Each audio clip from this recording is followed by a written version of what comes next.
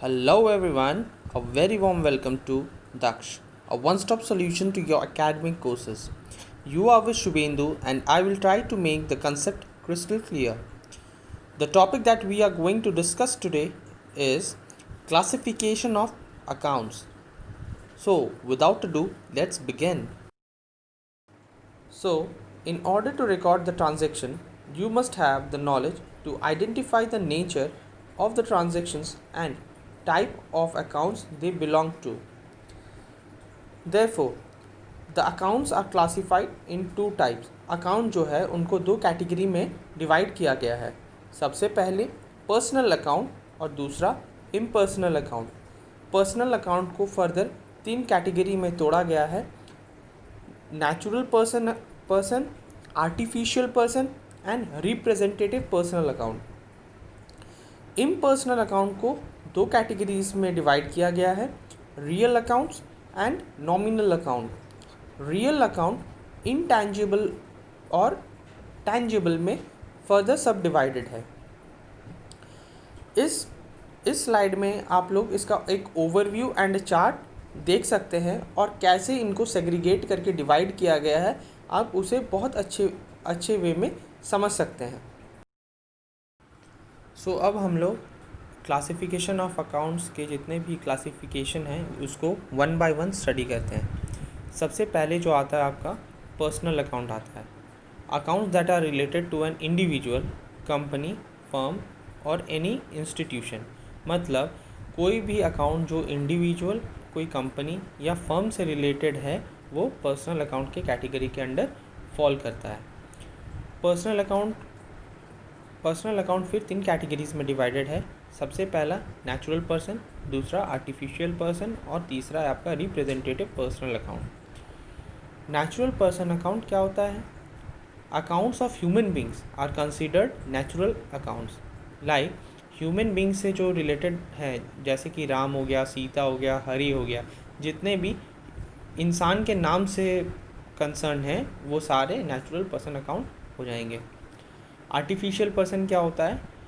Artificial person are created by law and are given certain legal rights and duties of a human being. Those that are not living but physically exist. समझ में आया? देखिए, जो artificial person होता है वो एक non living thing होता है. वो इंसान नहीं होता है बट वो फिज़िकली एग्जिस्ट करता है. ठीक है, कैसे एग्जिस्ट करेगा? उसे कुछ लीगल राइट्स एंड ड्यूटीज़ मिलता है लॉ की तरफ से.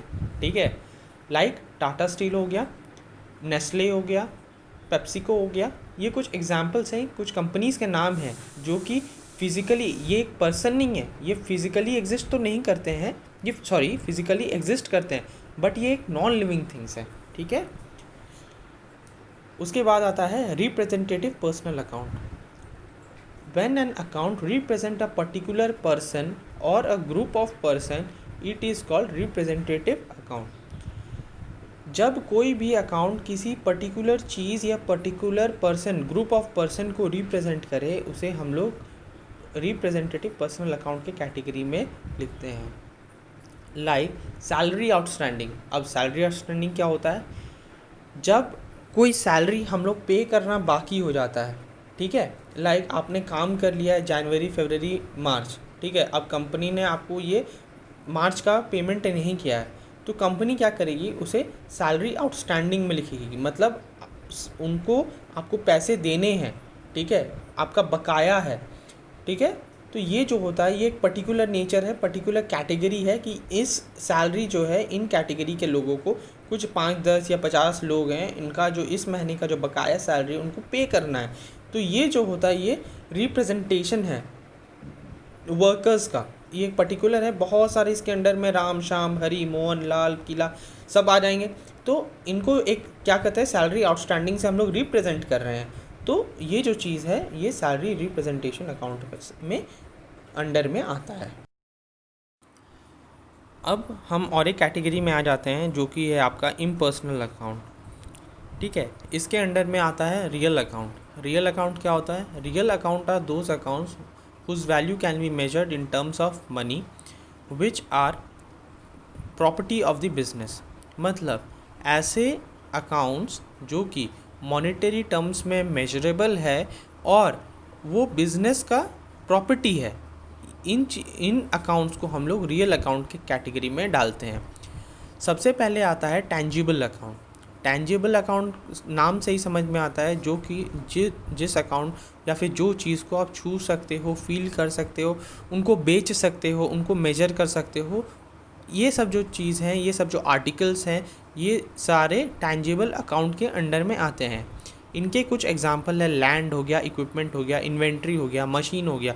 इन सब चीज़ को आप छू सकते हो, फील कर सकते हो और इनका एक वैल्यू होता है बिजनेस के लिए, ठीक है। ये टैंजिबल में आता है। इनटैंजिबल अकाउंट क्या होता है? Are those account that can not be touched और seen but have monetary value, like patent. ये जो इनटैंजिबल अकाउंट होता है, ये वैसे अकाउंट होते हैं जिनको आप देख नहीं सकते हो, बट उनका एक मॉनिटरी वैल्यू होता है बिजनेस के लिए, ठीक है। पेटेंट हो गया, गुडविल हो गया। पेटेंट क्या होता है? जब आपने कुछ एक एक्स्ट्रा ऑर्डिनरी चीज़ बनाया जो सिर्फ आप ही के कंपनी को पता है और कोई और आपको ही आपके कंपनी को पता है और आपने उसे रजिस्टर्ड करवा लिया है ताकि कोई उसे यूज़ ना कर सके, तो आपने क्या किया? अपना पेटेंट ले लिया है। अब उस चीज़ का राइट आपके पास है। अगर कोई और कंपनी उस सेम चीज़ को बनाती है तो उनको आपसे परमिशन लेना होगा उसको यूज़ करने के लिए। गुडविल क्या होता है? गुडविल जो होता है आपके कंपनी का साख होता है, मतलब कितना अच्छा रेपुटेशन है।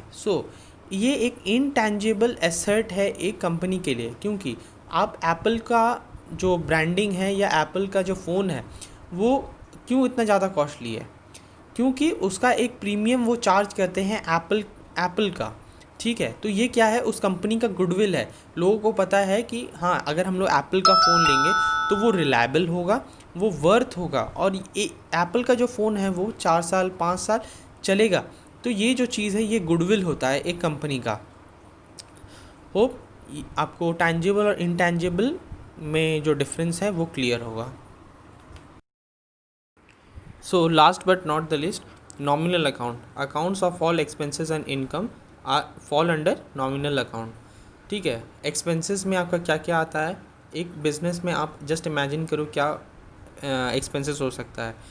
एक फर्म है आपका, उसमें आपने कुछ एम्प्लॉयज़ को कुछ वर्कर्स को लगा रखा होगा काम करने के लिए, तो उनको जो सैलरी आप पेमेंट कर रहे हो, ठीक है।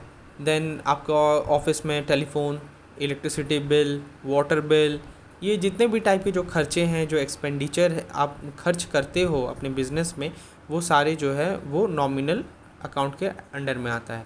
इसमें आपके इनकम भी आएंगे, इंटरेस्ट, जैसे आपने जो बैंक में पैसे रखे होंगे तो उससे आपको क्या होगा? आपको कंपनी को कुछ इंटरेस्ट मिलता होगा, तो वो जो है वो आपको इंटरेस्ट रिसीव हो रहा है।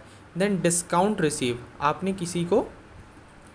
किसी से सामान लिया है, तो जब उसको पेमेंट करने जाते हो, सपोज़ करो कि आपने किसी से 100 रुपये का सामान लिया है, जब आपने उसके पास 100 रुपये देने गए हो, उसको पे करने गए हो, तो क्या बोलता है? नहीं सर जी, ठीक है, चलिए आप 80 रुपीज़ ही दीजिए।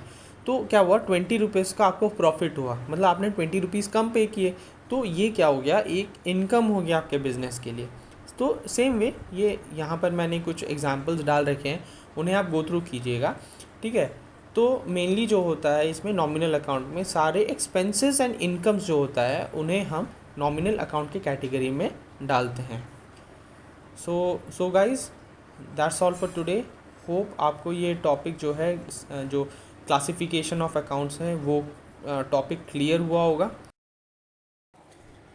Thank you guys for watching this video. Hope this video was informative and knowledgeable.